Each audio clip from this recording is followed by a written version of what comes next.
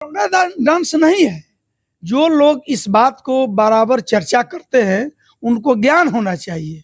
यहाँ की संस्कृति, यहाँ की सभ्यता, यहाँ की जो भी जहीं भी कहीं भी किसी भी शास्त्रगत, नीतिगत और धर्मगत आप देखिएगा तो भगवान राम का जब जन्म हुआ था तो तीनों लोक के मालिक भगवान शंकर जी ने नाचे हुए थे और वो गणथैया का नाचे हुए थे। इतना नाचे कि पार्वती जी को कहना पड़ा कि क्या कर रहे हैं प्रभु, तो उन्होंने कहा कि हमारे प्रभु का आज अवतार हुआ है। विगत 15 साल में लालू यादव के समय में जंगल राज था, वहां अपराधी बंदूक लगाकर लोगों को लूटा करते थे और इस राज में अफसर राज हो गया है। आज गरीब का कोई नहीं सुन रहा है। आज प्रशासन एकदम चंगुल में नहीं है, प्रशासन बेलगाम हो गई है। यहाँ की सरकार गूंगी बहरी हो गई है। जो मेलू मिश्रा जी को अरेस्ट कर 6 पंचायत का वो जिला परिषद के सदस्य है, लेकिन उनको बताइए, हमने इस चैनल के माध्यम से हम रोहतास के एसपी कप्तान जी से मैं आग्रह करूंगा कि इस केस को अपने स्तर से जांच कराइए और निर्दोष लोगों को उनको इस केस से बरी करें। नमस्कार, आप देखना शुरू कर दिए हैं प्राइम टीवी। मैं रवि रंजन तिवारी। मेरे साथ एक मेहमान है जिनका नाम श्रीकांत तिवारी है और इन्होंने जन सुराज में डेहरी विधानसभा का प्रभारी है। और आइए कुछ इनसे बात करते हैं। चैनल में सबसे पहले आपका स्वागत है। मैं आपके चैनल को खासकर मैं डेहरी विधानसभा प्रभारी होने के नाते और जन सुराज पार्टी के प्रदेश कार्य समिति के सदस्य होने के नाते आपके चैनल को मैं धन्यवाद देता हूं। राजनीतिक दौर बाबा आपने कब स्टार्ट किया था?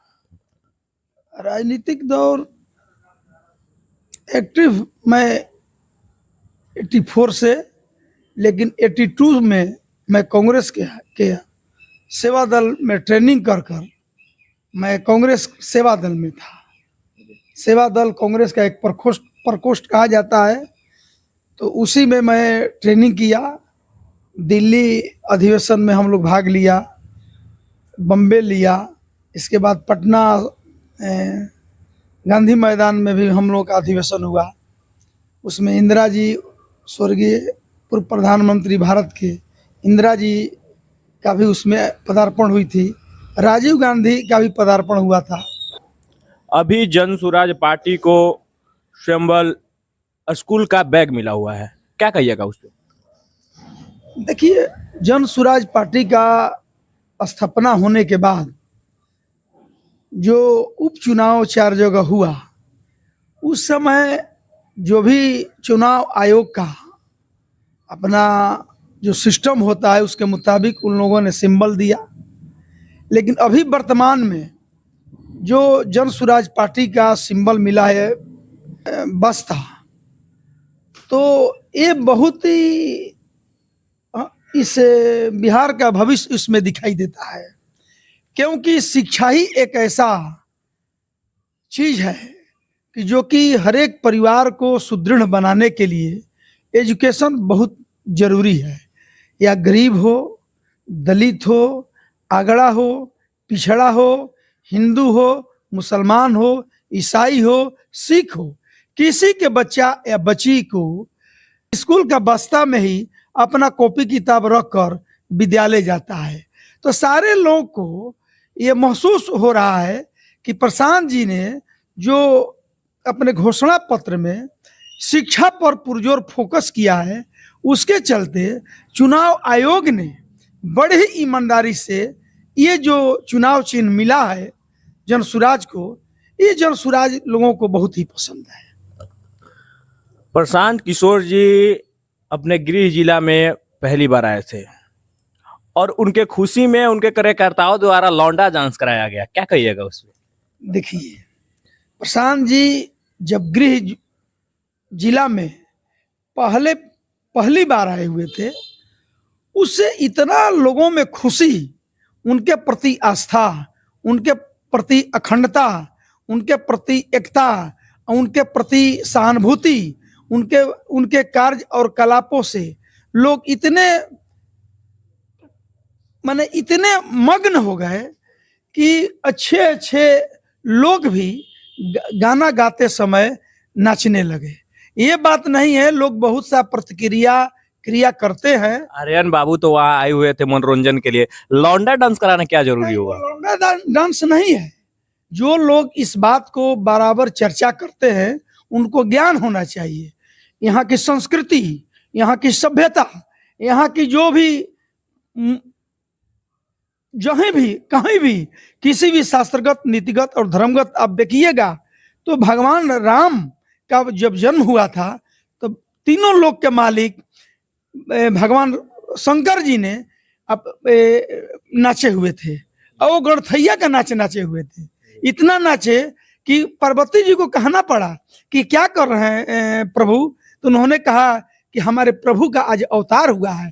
उसी तरह हमारे इस जिले में, इस प्रशांत जी का गृह जिला जो कुनार है, उस जिले के अंतर्गत करहगर आता है विधानसभा।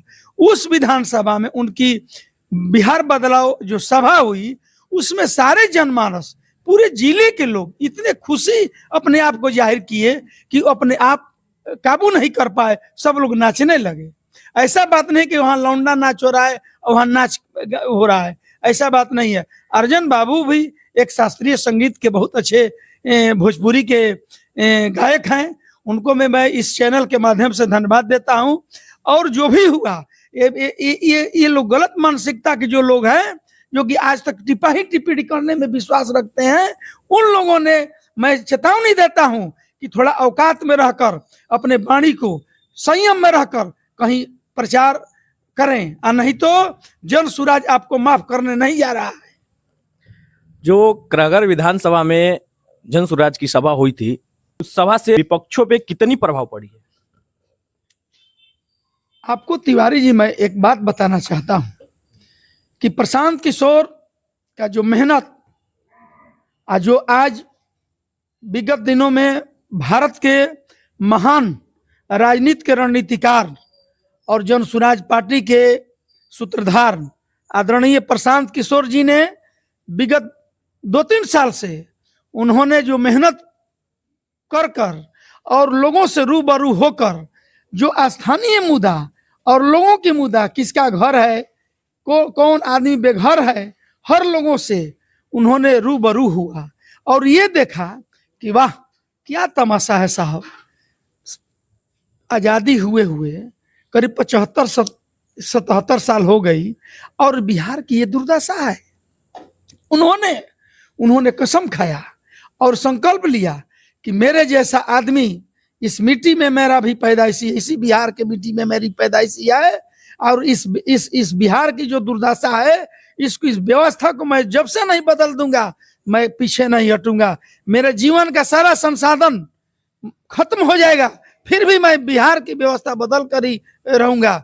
ये मानसिकता के साथ, ये सोच के साथ इस बिहार की व्यवस्था बदलने के लिए शिक्षा के प्रति, रोजगार के प्रति, पलायन बंद होने के प्रति, स्वास्थ्य के प्रति और जनहित में जो आज के डेट में शोषण किया जा रहा है, दोहन किया जा रहा है सरकार द्वारा। विगत 15 साल में लालू यादव के समय में जंगल राज था, वहां अपराधी बंदूक लगाकर लोगों को लूटा करते थे और इस राज में अफसर राज हो गया है। आज गरीब का कोई नहीं सुन रहा है। आज प्रशासन एकदम चंगुल में नहीं है, प्रशासन बेलगाम हो गई है, यहाँ की सरकार गूंगी बहरी हो गई है। आज देखिए, इस चैनल के माध्यम से मैं बता देना चाहता हूं कि यहीं पर अग्रेर थाना के अंतर्गत कुछ पिपरी गांव है, वहां कुछ क्राइम हुआ था, कुछ लोगों के द्वारा गलत हुआ, लेकिन उसमें बिल्कुल निर्दोष मेलू मिश्रा